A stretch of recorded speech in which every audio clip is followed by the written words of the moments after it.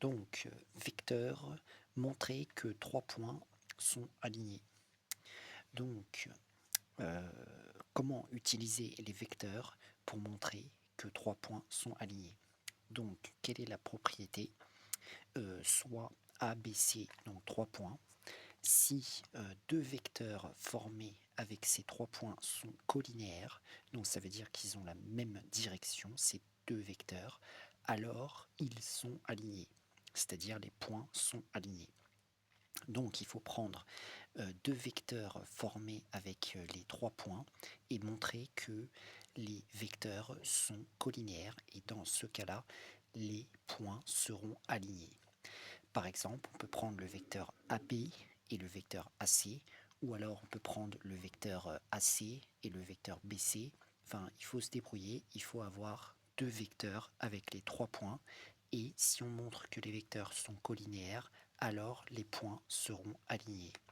Donc par exemple, ici j'ai dessiné 3 points A, B, C, et donc on a le vecteur AB et le vecteur BC.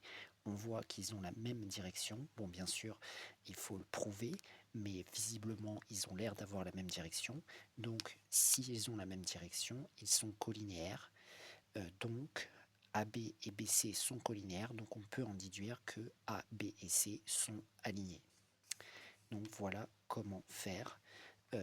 Avoir la même direction, ça veut dire être collinéaire.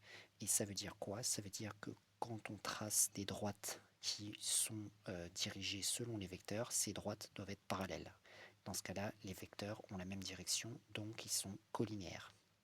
Ne pas confondre dans un vecteur direction et sens. Le sens, c'est d'un point vers un autre point. La direction, c'est juste caractérisé par une droite et par toute droite parallèle à cette droite. Quand on a une droite qui est parallèle à une autre droite, on dit que ces deux droites ont la même direction.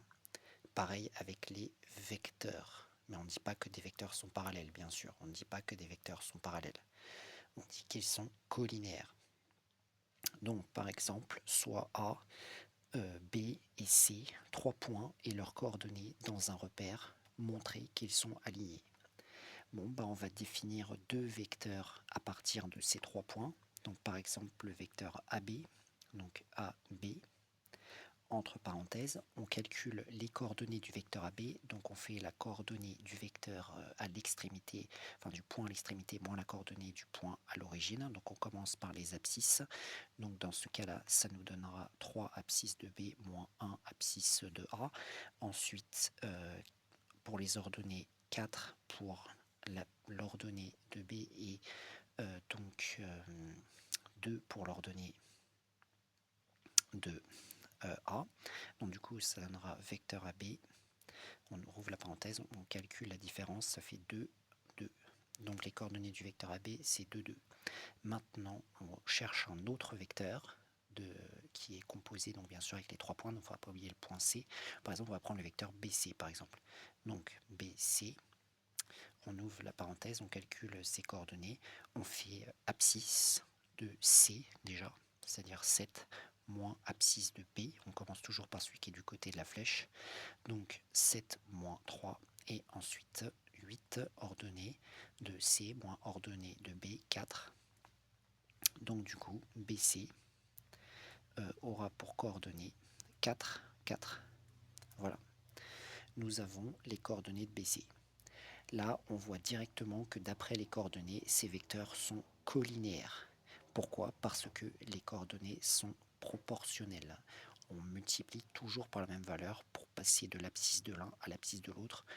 Et pareil pour l'ordonnée, on multiplie par la même valeur, c'est-à-dire par 2 par exemple. Pour passer de 2 à 4, on multiplie par 2. Et ici encore, pour passer de 2 à 4, on multiplie par 2. Mais pour bien faire les choses, quand on a deux vecteurs comme ça, pour montrer qu'ils sont collinéaires, il y a différentes manières. Mais ça peut être par exemple de diviser leurs coordonnées. On peut aussi calculer ce qu'on appelle le déterminant. Mais bon, là, on va plutôt faire avec les coordonnées, c'est-à-dire qu'on va faire la division, par exemple, de l'abscisse. Donc, je fais x BC sur x AB. Je divise les deux abscisses Dans notre cas, ça donnera quelle est l'abscisse de BC, c'est 4, quelle est l'abscisse de AB, c'est 2, donc je fais 4 sur 2, ça est égal à 2. Ensuite, je fais YBC sur YAB. S'ils sont collinaires, ça doit donner la même chose. Donc là, je prends l'ordonnée, bon c'est 4 toujours, et l'ordonnée de AB c'est 2. Ça fera 4 sur 2 qui va donner 2. Donc on voit que dans les deux cas, on a la même chose. Donc on peut donc écrire que XBC sur XAB égale YBC sur YAB. Les coordonnées sont bien proportionnelles. Donc on peut en déduire donc AB et BC sont collinéaires et d'après la propriété A, B, C sont alignés parce que deux vecteurs formés avec ces 3 points sont collinaires. On a bien deux vecteurs formés avec les 3 points. Ensuite, deuxième exemple, soit 3 points ABC tels que 2AB plus 3BC moins AC égale vecteur nul, sont-ils collinaires? Donc on va prendre cette égalité et on va modifier pour essayer de montrer que des vecteurs sont collinaires. Et donc par exemple quand j'ai un vecteur U qui est collinaire à un vecteur V, eh bien U est égal à K fois V. Ça c'est aussi une propriété. Donc ici c'est ce qu'on va essayer de montrer. On va modifier cette relation avec notamment la relation de Chasles pour avoir deux vecteurs uniquement avec les 3 points. Là on a 3 vecteurs avec les 3 points, on va en garder que 2 et on va voir ce que ça va nous donner. Donc on reprend la relation, donc 2AB plus 3BC moins, et puis à la limite on va modifier directement celui-là. Donc on va travailler juste avec AB et BC. Celui-là il doit disparaître, AC doit disparaître, il faut qu'on ait que AB et BC. Comment on fait pour faire disparaître le AC qui est ici? On introduit un point avec la relation de Chasles, le point B, comme ça donnera AB et BC. La relation de Chasles, donc on coupe le vecteur en deux et on introduit un point à l'intérieur. Ici ce sera le point B et ça donne deux autres vecteurs. Alors là attention, il y a un moins devant AC, donc sachant que je transforme AC en une somme, il faut que je mette une parenthèse. Donc ça donnera, comme on a dit, on introduit le point B, donc là ça donnera AB, AB, plus, et là BC, BC. J'ai coupé AC en deux, j'ai introduit le point B à l'intérieur. Tout ça c'est toujours égal à 0, vecteur nul. Maintenant je vais réduire l'expression en retirant les parenthèses, donc ça fera 2AB plus 3BC moins AB. Donc quand je retire la parenthèse, le moins s'applique à chacun des termes, moins BC égale vecteur nul. Je réduis cette expression. Ici, on a 2AB moins AB, ça fait juste AB. Et là, j'ai 3BC moins BC, ça fait juste 2BC. Voilà. Avec un plus entre les deux, et tout ça, c'est toujours égal au vecteur nul. Bon, je vais passer à 2BC par exemple de l'autre côté. Donc ça va donner AB égale, donc je fais moins 2BC de chaque côté, ça fera égal moins 2BC. Voilà. Ça prouve que le vecteur AB et le vecteur BC sont collinaires parce que on obtient l'un en multipliant l'autre par un coefficient. On peut donc en déduire donc AB et BC sont collinaires. Voilà, ils sont collinaires. Et donc du coup, d'après la propriété A, B et C sont alignés. Voilà. Voilà donc comment faire également dans une relation vectorielle. Donc ensuite, si on regarde l'exemple suivant, on a ABCD qui est un parallélogramme, E et F tel que BE est égal à 1 demi de AB et AF est égal à 3AD. Montrer que C, E et F sont alignés. Donc nous avons un parallélogramme, donc on peut essayer de faire une figure à main levée au brouillon, parce qu'ici ce n'est pas demandé. Donc A, B, C, D. Donc quand on nomme une figure, on fait toujours le tour de la figure, attention. Ensuite, on a ici les diagonales qui peuvent être intéressantes. E et F, donc du coup BE est égal à 1 demi de AB. BE est égal à 1 demi de AB. Donc si on fait le vecteur BE, il sera comme ça, et il aura la moitié du vecteur AB, mais attention, il part de B1. Donc E devrait être ici. Ensuite, AF est égal à 3AD. AF est égal à 3AD. AD, il est là. Si on doit faire donc AF qui est égal à 3AD, donc on va faire à partir de A, puisqu'on doit faire AF. C'est égal à une fois le vecteur AD, une deuxième fois le vecteur AD, et une troisième fois le vecteur AD. Donc du coup, ça nous donne le point qui devrait être ici, le point F. Et notre but, c'est de montrer que C, E et F sont alignés. Donc, tac, visiblement, ils ont l'air un petit peu d'être alignés.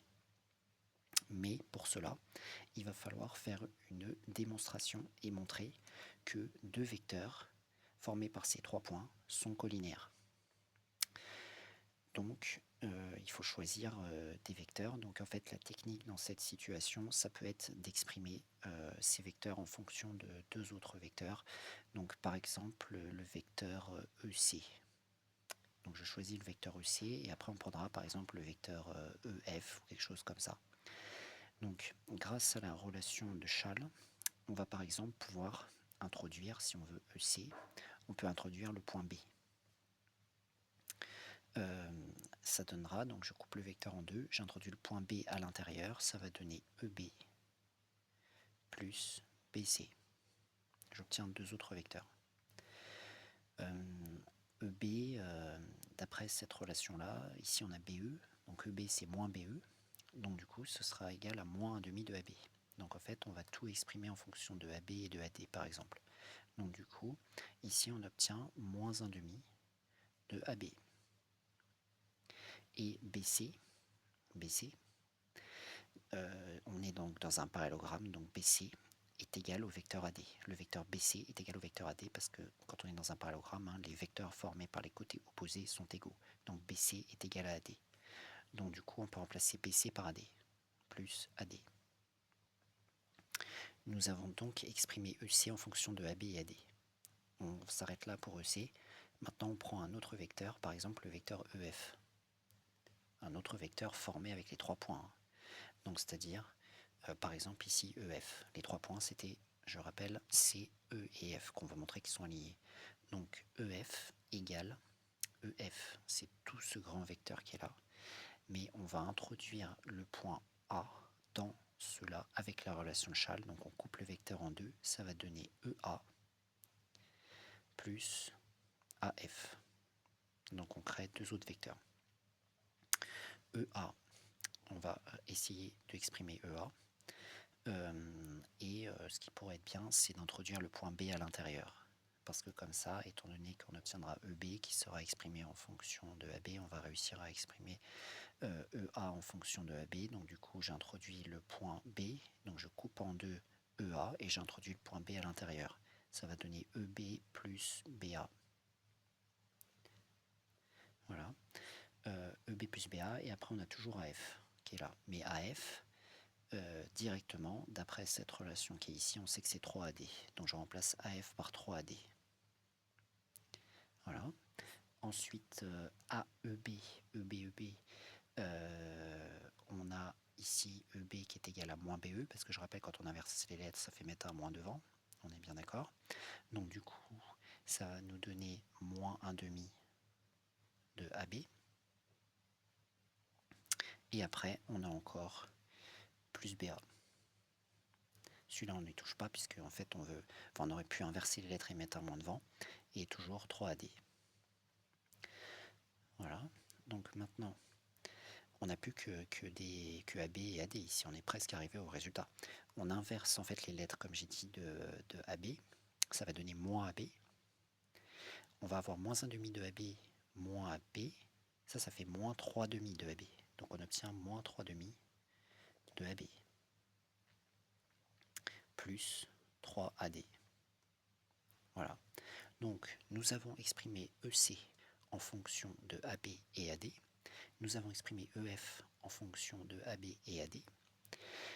Nous allons donc pouvoir voir si ces vecteurs sont collinéaires puisqu'on les a exprimés en fonction des mêmes deux vecteurs, c'est-à-dire en fonction de AB et de AD. C'est un peu le principe d'un repère.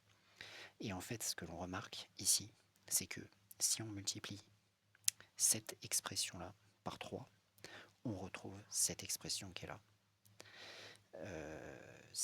Pour cela, on va un petit peu détailler.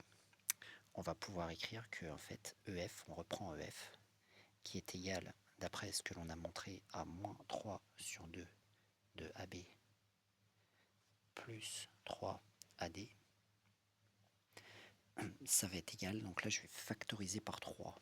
3, j'ouvre la parenthèse, il va plus rester que pour le premier terme, moins 1,5 de AB plus AD. Voilà. Mais qu'est-ce que c'est que moins 1,5 de AB plus AD? C'est EC. Donc je remplace par EC. 3 EC. Et donc on obtient EF égale 3 EC. Donc EC et EF sont collinéaires. Et EC et F sont alignés d'après la propriété que l'on a vue. Donc voilà comment montrer que 3 points sont alignés grâce à deux vecteurs formés avec ces 3 points.